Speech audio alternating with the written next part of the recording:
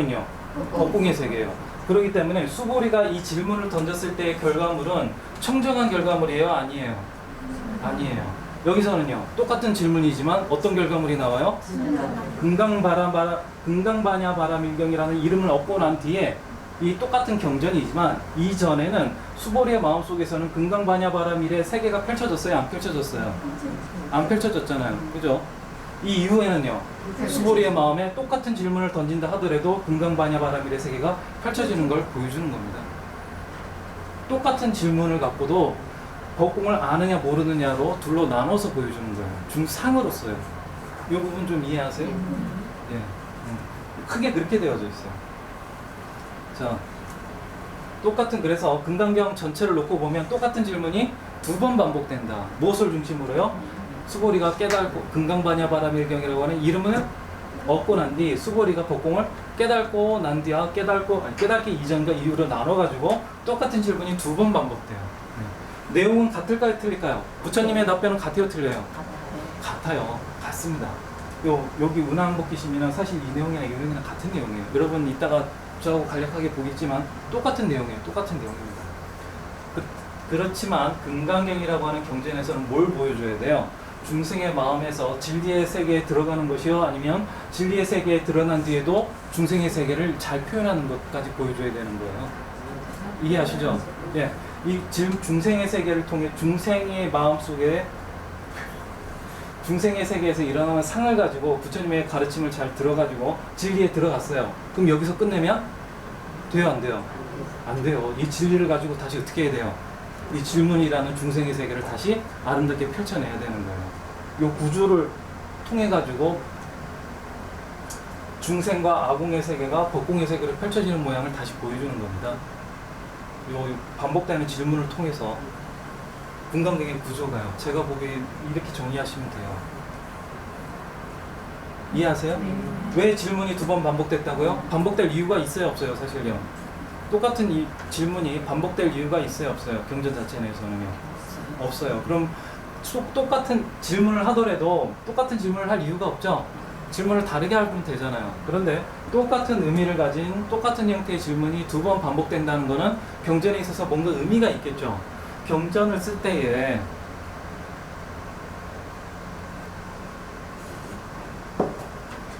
경전을 쓰는 사람이 글을 적을 때에 그냥 대충 안 만들어요.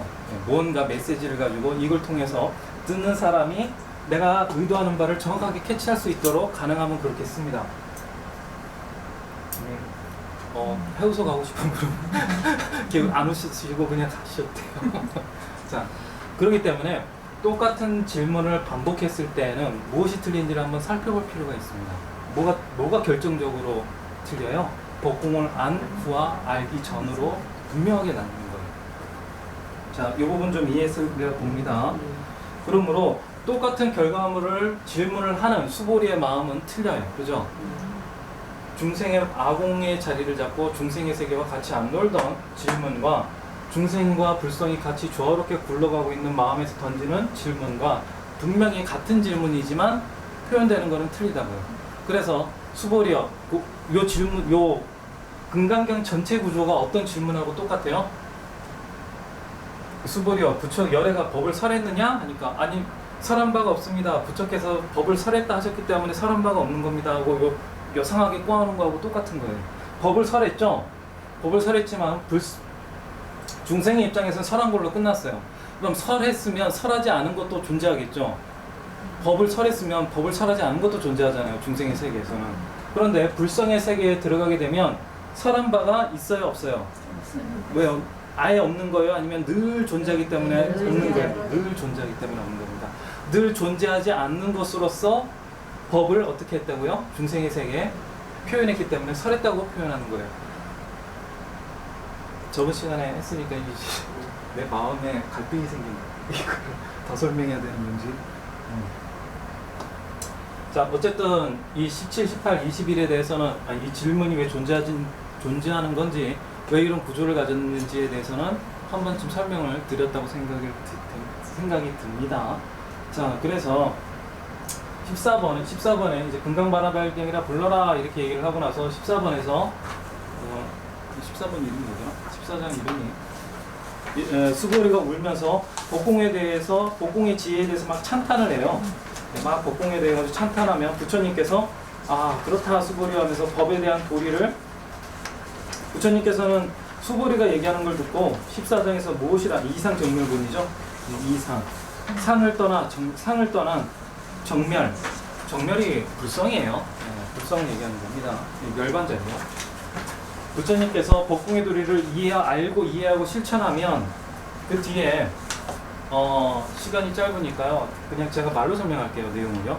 수보리가 울며 찬탄하면서 법공의 도리가 이런 것이군요 하고 찬탄을 하니까 부처님이 어떻게 해요? 맞다 수보리요. 그 얘기가 맞다.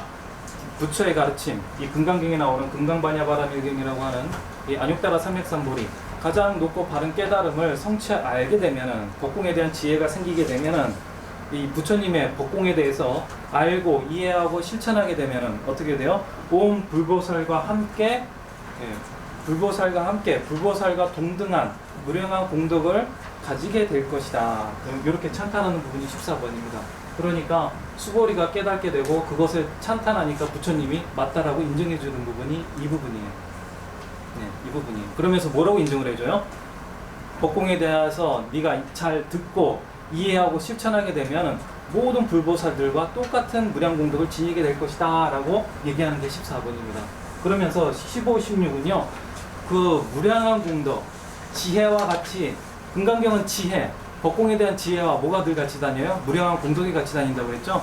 그 공덕에 대해서 다시 한번 설명해 주는 것이 15, 16장이에요. 지경공덕품이죠. 지경공덕품과 16 능정업장분. 그러니까 법공이라고 하는 지혜를 얻었을 때 너는 무량한 공덕도 같이 얻게 될 것인데 그 무량한 공덕이 어떤 역할을 하는가 거기에 대해서 얘기하는 것이 15, 16입니다. 15장은요 17페이지거든요. 지경공덕품이라. 자, 지닌다는 것은 경전, 물질적인 책을 얘기하는 거예요. 경전에 담겨져 있는 진리를 내가 내 마음속에 지닌다는 거예요.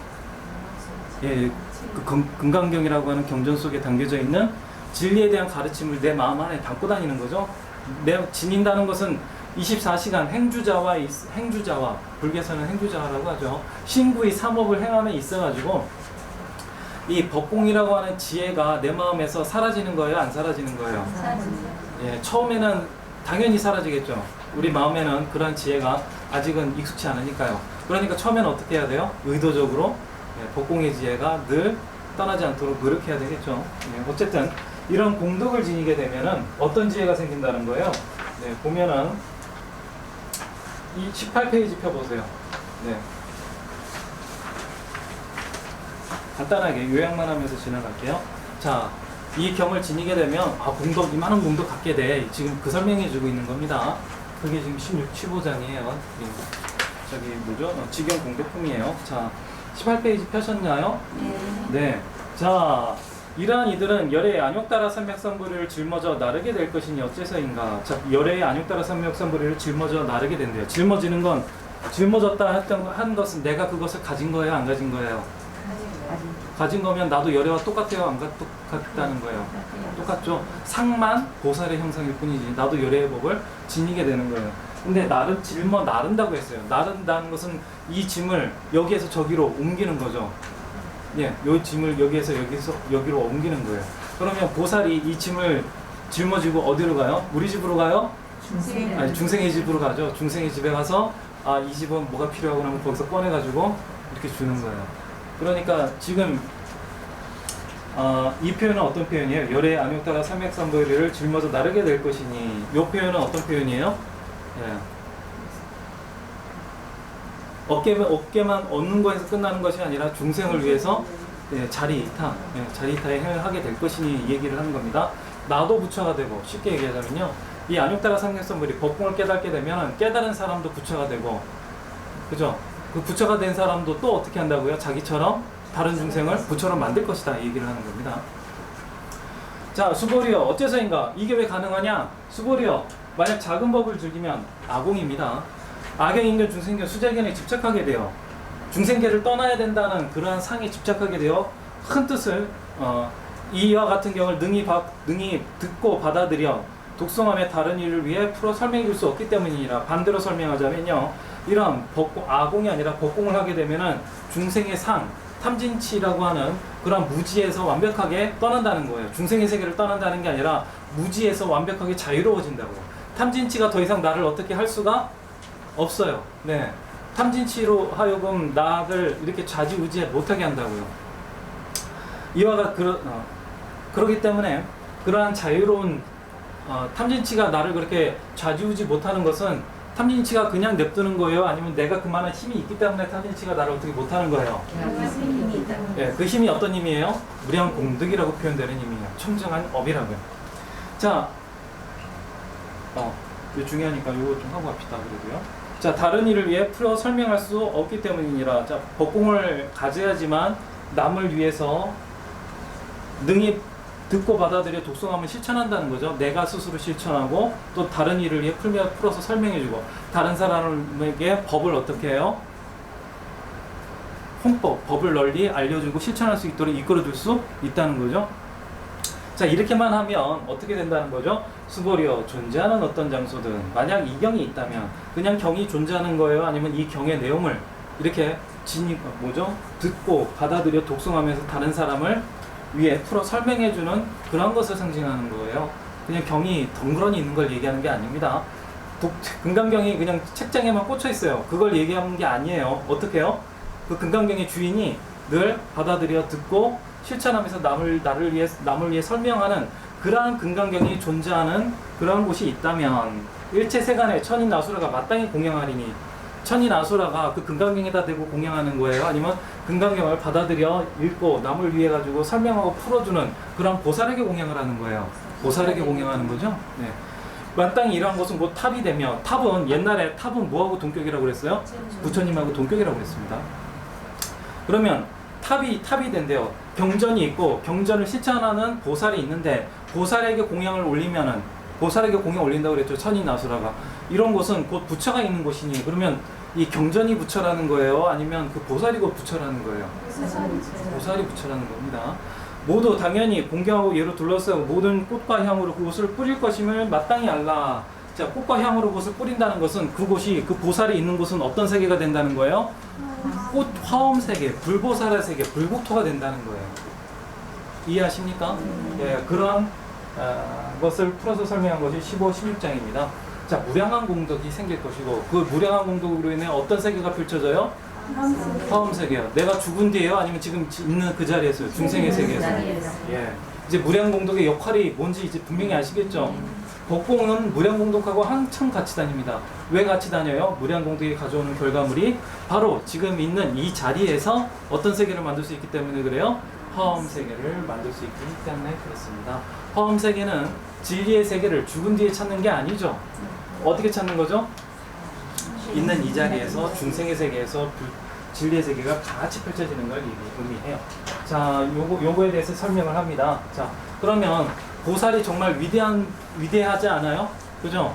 지금 보살과 보살의 공덕과 보살의 공덕이 가져올 공덕의 결과물에 대해서 계속 얘기를 했어요. 15, 16이요. 아, 수보리여, 네 이야기가 맞다. 그 법공은 정말 위대하다. 그러면서 이 금강경을 잘 잇는 이 보살은 무량한 공덕을 지니게 되고 그 무량한 공덕의 결과는 불국토가 지금 이 자리에 펼쳐지는 것이다. 그러니까 17번에서 자, 16장 지나갔죠. 자, 17번 무아경, 부경의 자리에서는 무아, 나라고 하는 것이 없는 병, 요 얘기를 하는 겁니다. 자, 요 얘기가 무슨 얘기냐면요. 이때 수보리가 부처님께 말씀드렸다. 세존이시여, 선남자 선여인이 안역가라 선맥삼보리심을 내었을 때 응당 어떻게 머무르며 어떻게 그 마음을 항복받아야겠습니까? 이거 똑같은 질문이죠? 예.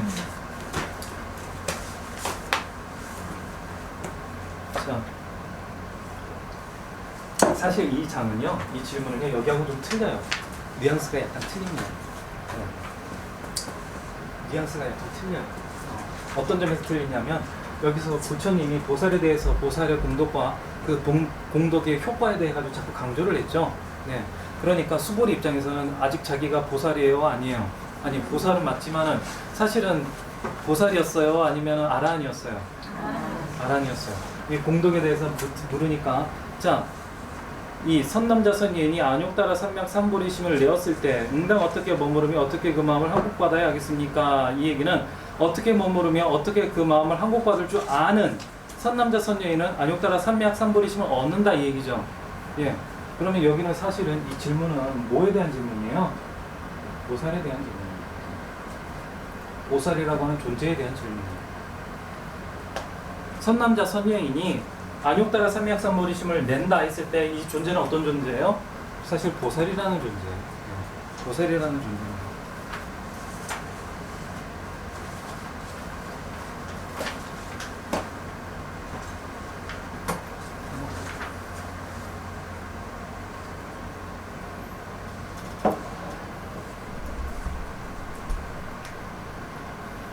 자,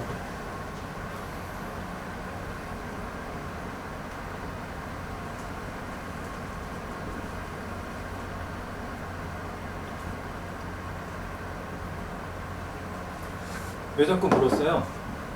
예, 사실은 보살이 어떤 존재인가에 대해서 다시 물어본 거랑 마찬가지라고 그랬죠? 왜 자꾸 물었어요? 부처님이 16장에서 뭐라 그랬어요? 이걸 금강경의 도리를 알고 실천하는 사람은 보살이고 보살은 무량공덕을 지니게 되고 무량공덕을 얻은 이는 곧 뭐가 돼요? 탑이 있는 것 같다 이렇게 쓰니 사실은 보살은 곧 뭐가 된다는 거예요? 부처가 된다고 자꾸 얘기를 하는 거예요. 자기는 아라한인데 아라한은 부처하고 같이 된다고 생각해요? 못 된다고 생각해요? 못 된다고 생각해요. 근데 자꾸 된다고 하니까 보살이라는 존재에 대해서 다시 질문하는 거와 마찬가지입니다. 그런데 이 제목이 뭐예요? 구경 무아분이죠. 궁극의 자리. 궁극의 깨달음의 자리에는 무아, 중생과 아라한과 보살과 부처라고 하는 구분이 있어요, 없어요? 그 자리에는 없죠. 그죠? 그것이 그러한 불성이 나에게만 있어요? 아니면 나에게도 있고 수불에게도 있고 석가모니 부처님에도 있고 다 있는 거예요. 똑같은 불성이 다 있죠. 그러므로 인해서 가능하다 이 얘기를 지금 해주는 겁니다.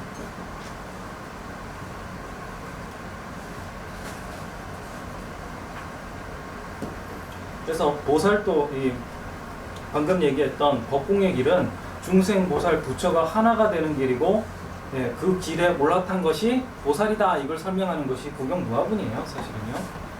시간이 없으니까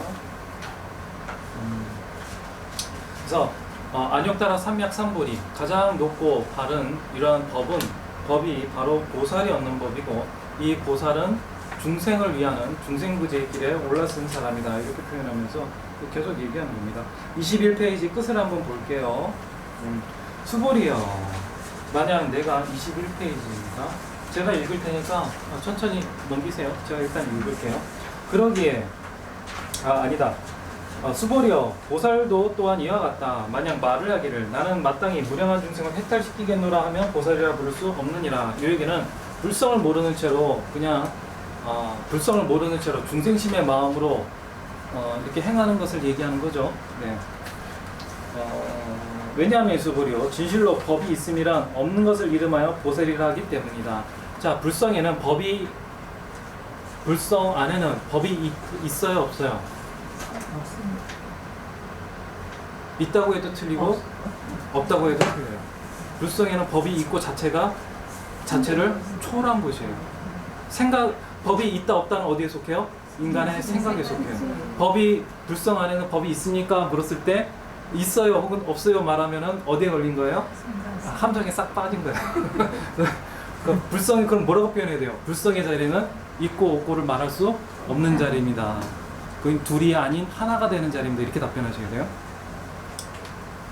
정 모르면 뭐라고 대답하라고요? 불성 아닌 게 어디 있겠어요? 이렇게 답하면 된다고 그랬죠? 어떤 질문이든 일단 그렇게 던지고 보는 거예요. 그러면 앞에 있던 교수사 스님이 멈춰가지고 있다가 그렇지 틀린 건 아닌데 하면서 이제 막 설명해 준단 말이에요. 자기가. 이거 얘기하다가 그러게 부처는 일체법에 아상, 인상, 중생상, 수저상이 없다고 설하느니라. 자, 중생의 세계가 펼쳐지는데 중생의 세계에는 당연히 상이 있죠. 나타났다 사라지는 게 상이잖아요. 그런데 이 상이 펼쳐지는 이 중생의 세계가 불성의 세계하고 둘이 아닌 하나라고 아는, 둘이 아니고 하나죠. 중생의 세계가 불성 없이 혼자 존재할 수 있어요? 없죠. 여러분 잘 아시니까 계속 반복해서 설명 안 드릴게요. 그렇기 때문에 부처는 일체법에 아상, 인상, 중생, 수자상이 없다고 설하는 것은 어떤 입장이에요? 불성의 입장인 거예요. 불성의 입장에서는 중생의 세계나 불성의 세계나 다 똑같은 한 가지 맛이에요. 바다나 파도나 짠맛은 똑같아요. 그렇기 때문에 둘로 구분할 이유가 없어요. 부처의 입장에서는요. 진리의 입장에서는 그렇다는 거예요. 수보리여, 만약 보살이 말을 하기를 내가 마땅히 부처님의 땅을 장엄하게 하리라 하면 보살이라 부를 수 없느니라. 왜냐하면 열애는 부처님의 땅을 장엄한 것을 장엄하게 함이 아니라고 설하기 때문이며 그래서 장엄이라 부른다. 여기 헷갈리시면 안 돼요. 여기 말에 속으시면 안 됩니다. 자, 이 부처의 마음에는 장엄한 게 있어요, 없어요? 원래 장엄해요. 부처의 세계는 원래 장엄한 데가 부처란 말이에요. 부처의 불성이란 말이에요. 그렇기 때문에 부처의 마음은요, 너가 있으면 내가 있는 이 둘로 하나, 두 개로 쪼개지는 마음이 아니에요. 불성은 오로지 뭐밖에 없어요?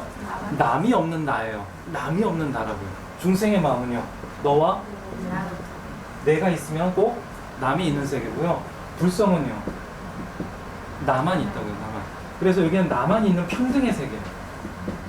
평등이 여기는 평등이 어때요? 너도 한 숟가락 나도 한 숟가락 이런 평등의 세계죠. 남이 있는 평등도 있단 말이에요. 그렇지만 불성은요, 오로지 나밖에 없기 때문에 다 평등한 거예요. 이해하시죠? 여긴 그래서 자, 그래서 어디 읽었지? 그래서 이 불성은 늘 장엄해요. 이해하시죠? 그러니까 장엄하지 않는 것이 존재하지 않아요. 그렇기 때문에 이 마음의 세계에서는 다 장엄하기 때문에 장엄함으로써 평등한 거예요. 장엄하지 않은 게 하나도 없어요. 그런데 여기 중생의 세계는요, 장엄이 있으면 장엄하지 않는 게 있는 거예요. 그러면 어디에다 내 마음자리를 둬야 돼요? 여기에 두었으면, 여기에 두면은 내가 불국토를 장엄하게 만들겠다. 중생의 마음으로요, 내가 이 중생의 세계를 불국토처럼 장엄하겠다 이렇게 마음을 내는 순간 어떤 마음도 생기는 거예요? 장엄하지 않는 마음도 생기는 거예요. 그죠? 그런데 여기는요, 원래 장엄한 세계예요. 내가 억지로 장엄할 수도 없고 장엄할 이유도 없는 세계예요. 그러니까 여기는 장엄한 거예요. 이해하시죠? 네, 그 표현이 이 표현입니다. 열애는 부처의 땅을 장엄하는 것을 장엄하게 함이 아니라고 설명하는 것이다. 여기에서 중생의 마음에서 자리 잡고 하는 것이 장엄하는 게 아니고 원래 장엄한 자리에서 장엄하기 때문에 장엄한 거라고 표현하는 것이다. 금강경이 말을 좀 꼬아넣어가지고 표현을 했죠. 이 부분 좀 이해하시죠? 이제 헷갈리실 이유가 없어요. 이런 표현이 나오면요, 중생의 마음에다가 자리를 깃발 딱 꽂고 중생의 마음에서 무언가를 하면 안 되고 어디에다가요? 불성에다가 딱 자리 펴놓고 거기에서 중생의 세계에 일어나는 일을 처리하라는 얘기구나, 이렇게 이해하시면 됩니다. 수보리와, 만약 보살이 법에는 나라는 것이 없음을 통달한다면 열애는 설하여 부르기를 진실한 보살이라 할 것이다. 자, 이렇게 말을 맞춥니다. 명진시보살, 이것이 진시보살, 참된 보살이다, 이렇게 표현한다는 거예요. 자, 지금 어디에 대한 이야기가 계속 나오고 있나요? 보살에 대한 얘기가 계속 나옵니다. 보살에 대한 얘기가 계속 나옵니다. 이해하셔요? 네? 보살이 무엇인지에 대한 묻고 나서 거기에 대한 답변, 은하왕주 한복기심은 사실은 법공이 무엇입니까? 라고 물었다면 여기는 뉘앙스가 살짝 다르다고 표현했어요. 그러면 법공을 실천하는 보살은 어떤 존재입니까? 이렇게 물어본 거나 맞다 그랬어요. 그래서 부처님이 이 은하왕주, 이 17장에 나오는 은하왕주 한복기심에 대해서는 뭐에 대해서 설명을 계속해요? 진보살, 참된 보살. 보살에 대한 설명을 계속하고 있다고요. 1번은 법공이 무엇입니까에 대해서 물었다면 뉘앙스가 살짝 다르다고 그랬어요. 법공을 실천하는 보살은 어떤 존재입니까? 라고 물은 거나 같은 거라고 그랬어요. 그래서 여기에서는 법에 대해서 설명을 했다면, 법공 자체에 대해서 설명했다면, 여기는요, 그 법공을 실천하는 보살에 대해서 설명이 계속 이어지고 있는 겁니다. 일체 동관분, 이게 유관천한 해안법안 불안 얘기한 거거든요. 예. 그러면서 수보리어 23페이지 펼쳐보실래요? 이거 아주 유명한 구절이죠? 23페이지입니다.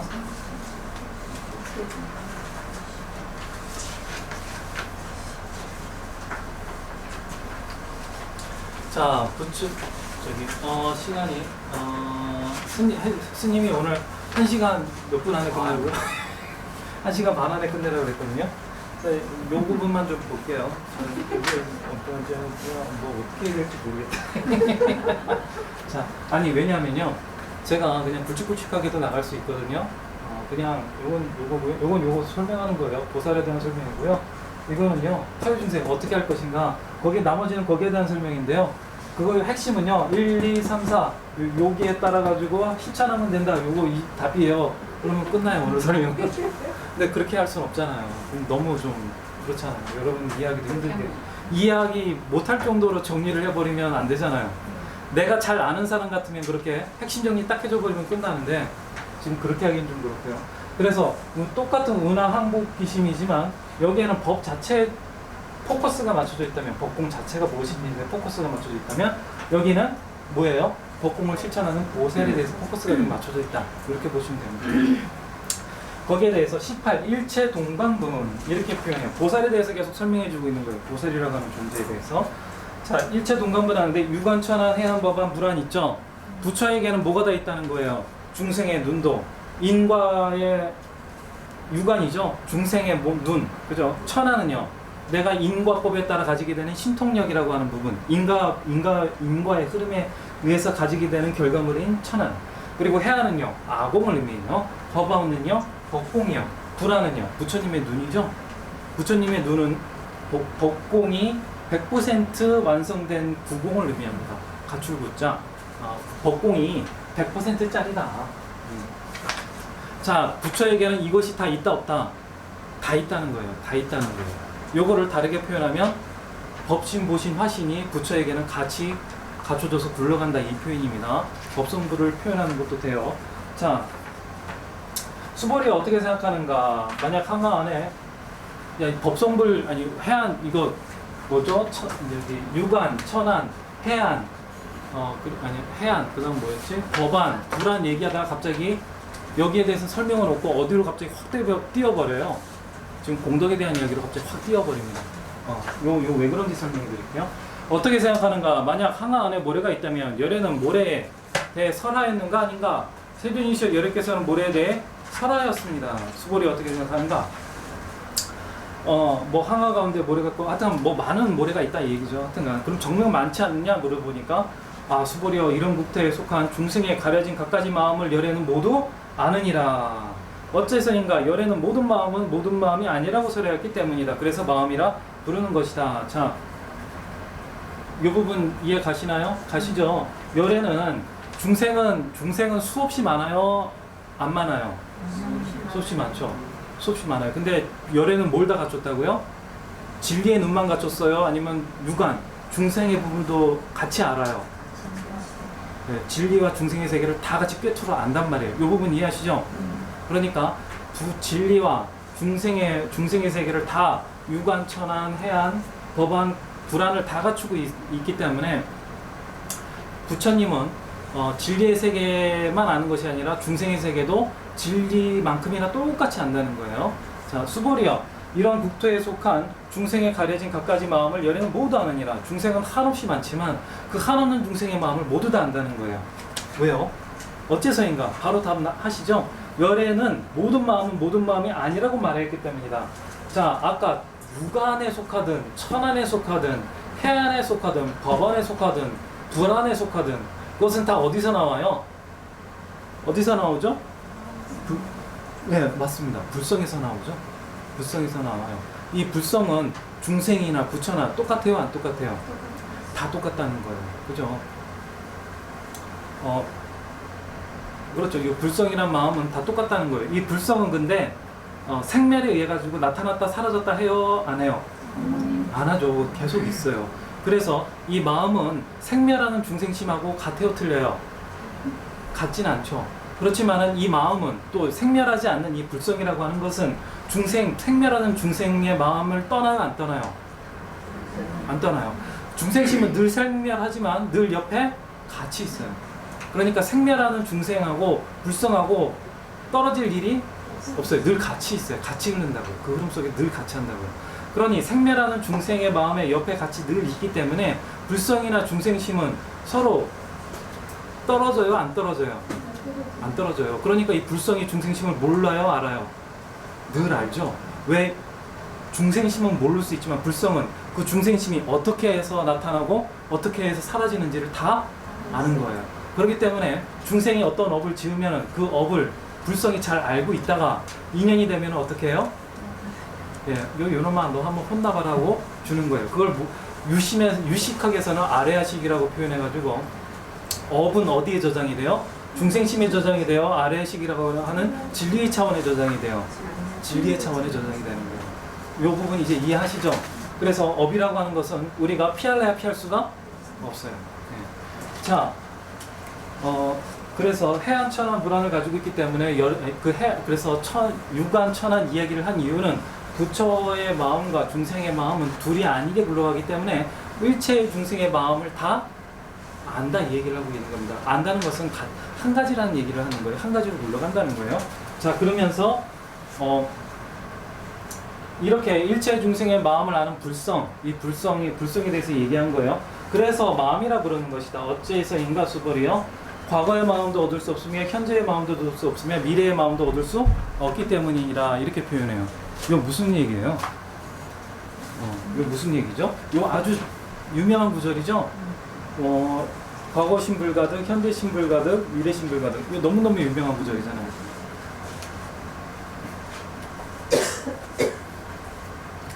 불성의 자리에서요.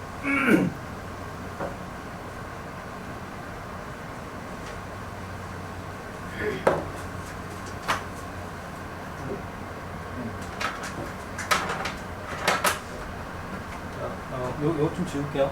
필요 없죠?